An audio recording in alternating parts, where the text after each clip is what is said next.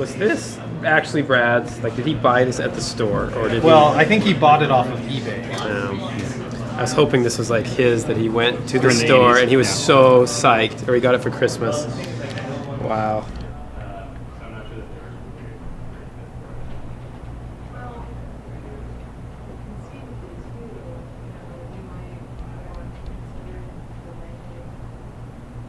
Yeah, I mean, I think it's really hard. It's really, really hard in 2 weeks to get all these systems and mechanics up. I think the systems and mechanics have a lot of potential. We're only going to barely be able to scratch the surface. Hopefully we can capture enough that people want to play it and can see the potential. But my thought in general is when I make games, I really, like the thing I'm always most interested in, moment-to-moment gameplay aside, is just being in a world. And so 3D games and first-person games, I think, are really, potentially, because of the framing, are really good at that. I mean, nowadays, most first-person games are just used for shooting things. But I think I wanted the world and the space to be interesting to walk around in and to look at. And I think if you can do that in 2 weeks, which you usually can, then it helps the experience, because there's going to be, there's only so much sophistication you can get on systems, only so much gameplay implementation you can do in 2 weeks if you're having to write those systems. So I think, hopefully what we wind up with is a glimpse of what the world could be that's interesting for people to want to be in and experience, and some fun moments in the game that show the promise of the mechanics and gameplay if they were continued forward. He just kicked one into space. That's the new game. It's like kick the grenade. It's the worst. I've made the most ineffective grenade launcher of all time. Oh wait, it's got. Fucking space hamburgers. Why did you make them look like hamburgers? I don't know. Geoff made those. Those are the grenades. Those are the grenades. They have no explosives on them. Wait, they keep bouncing into something and rocketing into space. Like, what is going on? He just keeps making hamburgers. I don't know. Try to ring your mouth. They look. They're like little breakfast sandwiches. They're Egg McMuffins. They're Egg McMuffins. Right. Yeah. Okay, there. Now they will battle the burgers. That guy just died. Yeah, is that his head, Geoff? That guy definitely got killed. I don't know what they're shooting them at now. I think it's actually. Are they like bumping? I think it's they're the dead each guys. other? I think it's the dead guys are moving around or something. Oh. Cause yeah, they're just. It looks like they're shooting them like at this part, which used to be a guy. Oh. Yeah. We can actually make it kill yourself. Oh, it's so comic. It's so comical. Just. Now I want them just to be going around going like, eat hamburgers, eat more burgers. That's so ridiculous. Oh my god, I don't know why this is happening. My life's gonna be miserable trying to debug these stupid idiots over the next week, I feel like. I gotta see if I can figure this out. Let me see if I can activate RMs. I think when it gets hit by the hamburgers, it actually gets moved a little bit, and then they're sensing that movement for some reason. If this torso is like a live torso, I should be able to throw this one in front of it once it shuts down, and it should see that. Let's see if that works. Yeah, there he goes. So at least we know it can work. And yeah, this should be the infinite hamburger state right here, because he keeps moving it a little bit. Hey, Geoff, check this out. He just keeps bumping this torso, and then he's like, well, it's moving. gotta keep attacking this thing. This part of working on a game is always super hilarious, because like everything, it's like like the pieces are just starting to touch, like the systems are just starting to touch each other, and it's just bad. They're not used to it, and there's all these bugs, and everything just always train wreck spectacularly, I guess, which is kind of cool. Like the Amnesia thing, like we sort of get through that part as quickly as possible, because it's really depressing to work on a very like a huge project, and people build these like massive systems and they never actually come into contact with each other, and then it's like it just sucks for a really long time basically.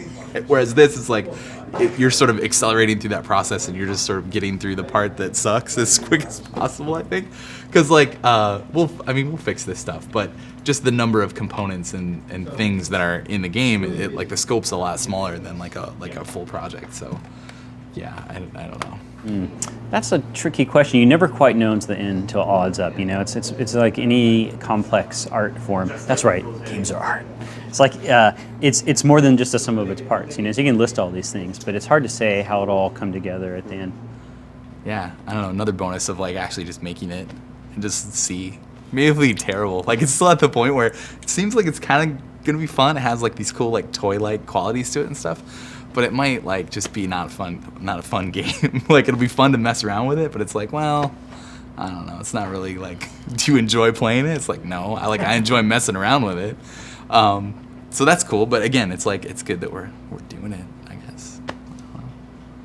Yeah. Is he still here? He's not here. He's not here. This game sucks fucking way. That's right. But yeah. I'm gonna get back to my hamburgers. Okay.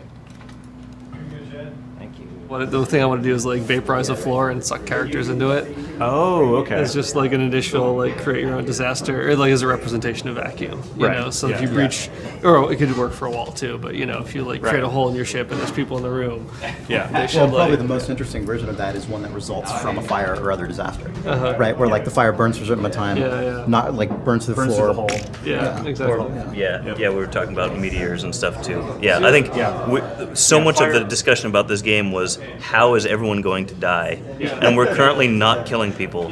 We had a really good discussion today that happened just kind of ad hoc about. I think initially it was just about the vaporize tool, but then it spiraled out into a whole bunch of other base building topics, and we decided that citizens are going to be responsible for building new base rooms as well as the zone stuff. So that's cool. Yeah, and I think like Nate suggested it and pushed for it in the course of that discussion. Like, I mean, if you don't, the benefit of the idea doesn't seem like tied to civilian AI routines. It just seems like it's, like to the extent that they're separable, like it just seems more like part of the base building stuff. and that's what I mean. yeah. It's like it's your call creatively. Like if you think it's the wrong way to go, then I'm just. Well, yeah, I'll think about it. And I was like, I think I walked into it with my mind having made up. But yeah, right now I'm definitely leaning towards just having it happen. Your end is possibly less and definitely not more Well, it's just I think regarding having citizens many do of it. the problems that you bring up, about like how do citizens, how do they choose what to do and how do they know where to go, and like these are exactly the same thing. Like whether they're like building, a garden or building a section of the station, Yeah. they're not really any different. Well, I guess this would just be, helping build a new part of the base would just be something that would just be would be a distraction. So they're like, well, I was going to go to work, but there's a whole bunch of like base things that need to be built nearby. Part of somebody's job. Would a Yeah. maintenance worker be a person who That's builds? At that thing, point, yeah. you'd have to. I Yeah, think you'd actually, really have to you can make dedicate it- a role to that because Yeah. you have to assume that's going to be happening throughout the entire game. Yeah, which we could totally do actually. Which is cool because then you allocate more Yeah. builders, Yeah. more construction workers to that to make your building go faster. Yeah, maybe so. Because I was thinking like engineers, like we only have reactor zones for engineers, and those are just like they would go there and like make sure that the power is running okay. But maybe engineers could also be the builders, and they build tiles that are set to be allocated, and then they do like a little weldy type thing. Yeah. And then that floor exists and is real now, and then and then other people start having the option, and so actually you would see. Yeah, actually, Drag yeah. out that Yeah, you totally talked me into it. That I think, already has happened. and then we completely, everybody kind of came over to that thinking over the course of that. So, and we ultimately, after discussing it, decided we are going to go that way. We'll probably introduce a new type of job, which is like a construction worker, and they'll look for this particular type of zoning, and go turn those like desired spaces into real physical spaces, which is cool. I like the games like this are a lot about the kind of the metaphor that the way that the player thinks of their interaction with the world. And one of the things I love about JP's concept is that, like Dwarf Fortress, it's not an RTS, right? Like you're not just you go here, now you go here, now you go here. You more just kind of create some conditions, and then these very autonomous, sometimes ornery citizens, carry them out ish. Well, yeah. Thank you so much for setting all that stuff up. And thank you for like all the huge amount of stuff that went in last night. I really appreciate it. No problem. And thanks for being receptive to my ideas. I do appreciate it. Yeah. No. Yeah. Like it's great. Yeah. I really value having your input on this. Thanks. Well, yeah. So, and apologies awesome. if I'm too pushy on some. No. It's no. No. Everybody's a grown up, and we all. Yeah, everybody's got good ideas, and hopefully the good ones win. So I'm really happy about how enthusiastic everyone is about it. It's cool that I haven't been in this kind of like debate where everyone really cares about the game idea so much that we're like, I want to get my idea across. Yep. I think the biggest challenge for this game really is my wife loves to cook, and one of the things I've learned is that there are some dishes that you can prepare quickly, and there are some dishes that just take a long time in the oven. Like that's part, it's like you marinate it for 3 days, and then you braise it, you roast it for 2, and then it's at rests, and I actually think strategy games are in that kind of, most games that do simulations, especially Dwarf Fortress very famously, they spend years and years slowly aging the product and adding features to get the flavor in the end. Whereas our real challenge, and my challenge in this game, is we need to make this game that feels like it's been in the oven for many years, except we only have 2 weeks to do it. So we've got to be clever and tricky. And so the challenge is not so much deep technology problems. People have been making tile-based games for a long time. It's much more about how can we build just the right systems in the right amount of time to give you, where they all fit together and give you that feeling of depth. I love, every time I sync up, the game just looks drastically different. It's really fun. Yeah, I think so. There's still a long way to go, but yeah, definitely it's starting to take shape. Well, lots on the player side has made a big difference. And then being able to go in there and block out some path and actually play it and change things and play it and change things. That's the point I wanted to get to as quickly as possible. So we can actually tune and tweak the game in the engine, as we're going. That's where it really needs to be. So it's good to get there. I've been working a lot on just the general movement, the feel of the girl just being able to walk and run and jump. I was on the cave with Chad, and basically that is a platformer as well. So we had to bring a lot of that code over from cave into this, and then had to do a bit of work to make it so it works in 3D. The broad strokes were there, but making it really fun is going to take a little bit of work. Yeah. I would say the biggest thing I've been working on in terms of 2D to 3D has been getting the ledge climbing to work, and getting the air control of when you're jumping. You're going to be jumping a lot, so it's very important for that. The amount of control you have while you're in midair, and when you're landing, that's very important, or else it's going to ruin the entire feel of the game. It's hard to quantify the feel of the game and then translate that into actual code. I have to fiddle around with this stuff to make this feel convincing that this is an actual character that you're running around. There's a lot of stuff that doesn't even make sense. I can spin around in midair. You can't do that in real life, but it's just people who've played Mario or any platformer need that in the game, or it just doesn't feel right, doesn't make sense to them. Funnily enough, one of my favorite platforming games is 2D, N+. I really loved the tightness of that control scheme, just the wall sliding and the grabbing ledges and jumping around, and the air control as well. I think that game really nailed it, and I'd love to have something that controls just as well, but in 3D. I think it's really hard actually to make a good 3D platformer. There's a lot of corner cases. There's a lot of also just the clunkiness of 3D geometry compared to pixel blocks. There's a lot less precision involved. So that's probably where all the gray area comes in. But yeah, this is what, over the long nights, this is what I'm going to be worrying about, is making sure this feels good. Oh, God. This is one thing I want to fix. Is this, the camera is impossible. Dave pointed this out to me, too. So you're doing this 180 flip, and so if you keep going in consistent direction, it just infinitely. All right, let me get out of this. This is killing me. Okay.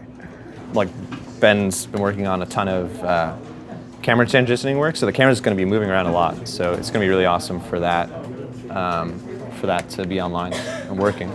I've been focusing on like smooth camera transitions from one type of camera to another. So like this is our standard chase camera. Like you're gonna be able to control it with the stick. But then we go into this one. Like on his, you'll recall that like does like this 90-degree pop like that, which is a huge hassle.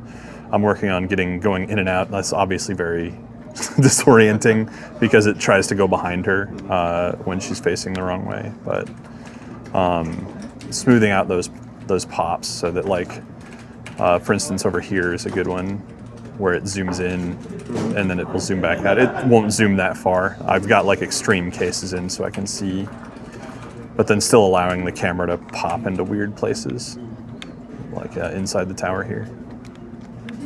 Yeah, and there's a lot of games who've had to solve these problems where like when the camera switches, you have to keep where the user was pressing, and we've had those since 3D games existed. Like, although like the PS1, Nintendo 64 era really failed a lot of that stuff. Like, if you go back and play Mario 64, like it's a great platformer, but the camera is just really infuriating now because we're used to a lot of these little nuances. But that means you got to make all those nuances for your game. So like, Brutal Legends camera, which is what our like core code base comes from, is designed for this huge open world where you're driving cars and things, not for tight indoor spaces. So that's why we have to do some special case fun times. Yeah, so I came from sports games. So in the sports games, like in Madden in particular is the one I worked on. In Madden, we had actual cameramen, I'm looking at cameras right now and it's weirding me out, but we had actual cameramen in the game, and they had actual cameras that they had to film the game with. But then at the same time, like if the player does something unexpected, we have to be able to show it to the player. Like on TV, like someone could run off into a bad spot, and there's not, like they have like 30 cameramen, so it's unlikely, but someone could be in a bad camera angle to show that particular action. Whereas in the game, like we can't do that. So there's this sort of attitude, like you have to have, thinking about cameras as being real people is great, but then like really what they are is they're these like Chinese wire stunt cameras that like have to like just get to the place as smoothly as possible. And I don't know, thinking about it like real cameramen trying to do these ridiculous like jumps and stuff is sort of the way that I do it. I mean, like it's really that like we have to show player action no matter what. Like the best cinematic move, like the best reveal might be like really boring for someone who's just trying to jump to the stupid boxes. So that goes back to what the other Ben was saying, where it's like there's a lot of, like in controls, right? Like you have to do stuff that's not possible because people just get annoyed when reality takes over. So yeah. Cool. I don't want people to be playing with the camera. I want them to be playing with the character. So it's about transparency, really, and hopefully we can get there. But that's a lot of tuning to get to that point. Ben's just checked in a couple of new versions of the camera, so yeah, it's all happening right now. Yeah, so cruising around. They'd normally be spitting fire at me. It'll be something like, turn this way. So it'll be like. I was going through the sets that we have now. It looks like we have some castle stuff, most of the overworld. Yeah, we have some stuff. Cave stuff, and then like you've been doing some stuff lately too, right? For like water and stuff. That's more. Oh yeah, water. Overworld. Yeah. So I guess we would only need like some modified castle ones to do like a dungeon set. Well, I think all of the castle stuff that we have right now is really for like exterior castle walls kind of stuff. So we need more like interior. We might be able to reuse some of that, but I'm thinking that mostly we need interior tiles. Yeah. Okay.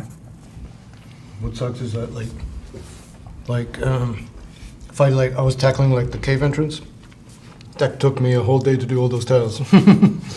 So it's like a day for every specific thing. Well, but we've gotten a lot of traction already on like the overworld stuff, right? We could reuse those tiles and. I think we're gonna have to. We're gonna have to find creative ways of reusing a lot of this stuff. Yeah, what sucks is that like I've been putting too much. I want it to look awesome, so I've been like making these special things, special tiles. Maybe we should just keep it simple from now on. So today has been a mix of trying to figure out the plan for getting all of the tiles, like the environments finished, and also just kind of barreling ahead on the implementation for the game. So we sat down with Matt, who's helping out in the production for the game, and actually just sort of like laid out all of the work and tried to map it to a schedule and see if it's feasible. So tiled and getting all those like rooms done by like Friday. Yeah, that's what I'm thinking. By end of Friday. Okay. Like basically that list of stuff that's on that sheet. Okay. Yeah. It's gonna be tight. We'll figure out if it's actually feasible or not, and if we need to scale any of it back. But I think just doing it in layers, just being like, all right, let's just get a base coat of stuff in there, and then we can kind of just populate it from there. Is probably the best way of getting it done. It looks like it's going to be doable to get like a basic version done by Friday, which is kind of the goal, which is. It helps, gives me a little bit of peace of mind. The one thing that we haven't really mapped out fully is the content implementation for the programming side of things. So I'm a little more kind of like, it's a little more unresolved in my mind, like whether that's going to make it on Friday or not. If not, it may be a busy weekend for me. Yeah, 2 hours. Yeah, we can see if the footage on next Monday and Tuesday is like a particularly like beleaguered, haggard Brandon, have a beard down to here. Like I don't know how it would grow that fast, but the dungeon should feel more like. The dungeon is not really a dungeon in the sense that like people are being tortured down there or anything. It's sort of where the secret work of the castle happens. So it's more like dank is fine, but also a little bit. I don't know, like industrial, I guess, like something that feels like it's a little more like there's work going on there that's important for keeping the world alive. Give it to me in Lord of the Rings terms, man. That's like where they're making like Sauron's working, making the orcs and shit. Yeah. So that. No, I think I'm feeling like the game is. It's clear now that the game is going to look really gorgeous. I think, and so now we just have to make the gameplay live up to that. Yeah. I think, and Lydia said, yeah, it's probably a good idea to, people have been in their own little realms. So today, I think getting, after lunch, a playthrough where we all get to sit there and look at it and not spend too much time because we have a lot more to do. But everybody on the page of looking at it together and doing a walkthrough of the main story kind of path. Yeah?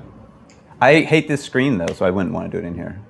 Okay. Art-wise, it's horrible. But we need a machine that will handle this epic next gen pick up one of our project. machines. Can I pick up my computer and take it somewhere? Because I'm strong enough. Yeah, that would be the easiest thing. Okay.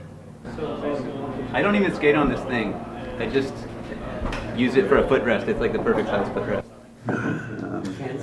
What? You don't want to update right now. Okay. Don't tell me what Okay, so we've hit our 1 week. So, cheers.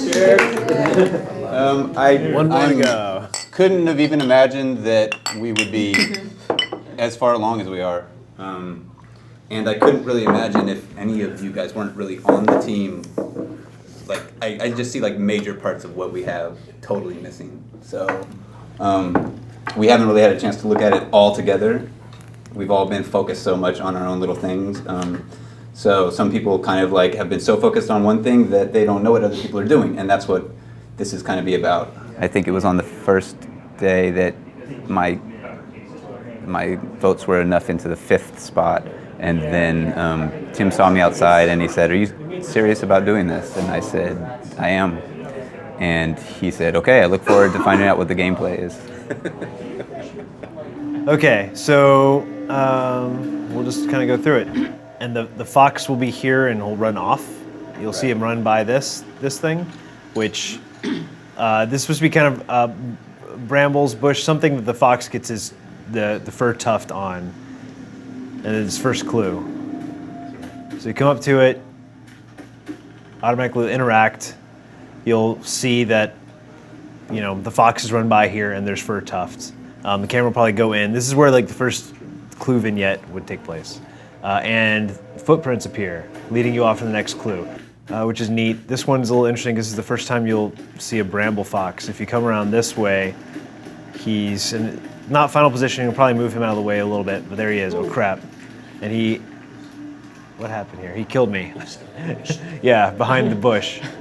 And if that happens, then you respawn at the last clue you were at. So I still can follow these footprints going off this way. The footprints are tough to see right now. They're doing some weird shadow thing as well. Just because they're floating. Okay. I can fix that. So left click is turn on and off your lantern, and you'll see smells when you're in this mode. We got an issue right now where it's not showing up from far enough away. Like you can't see it from back here. So we'll have to fix that. But this trail is really sweet. I like this idea. And then this is the dead deer. Where? So he's kind of hidden in the shadows there. Yeah, he's really. Well, he's not textured by the way. Yeah. And we don't. That's have where we put all of have our the money. light. We spent a long time on that. Yeah, can't even see it. So you'd find another scent trail that picks up, like around here, going up towards the river. Now this part is a little weird. I think there are things somewhere. If there's not enough things, we should really be adding things. I mean, there's still the realm of playing this game and, you know, seeing what emergent gameplay can come out of it. You know, I mean, that's the level where you're just like, is this fun? This is what we plan to do, and today is what we planned to do. A lot of that stuff is in, and playing it and seeing what is most fun about that, and then we have time to shift that around. So, yeah. I feel like there's something we could do when we introduce the bramble fox, or if it like comes from a place you're not expecting it to, like maybe like down a tree, like the brambles are coming around the tree. Maybe it's like it forms and like comes off that, and just does something weird and creepy to where you're just like, whoa. Where That's did like that an come intro, from? other than it's behind this tree and it's running. Yeah.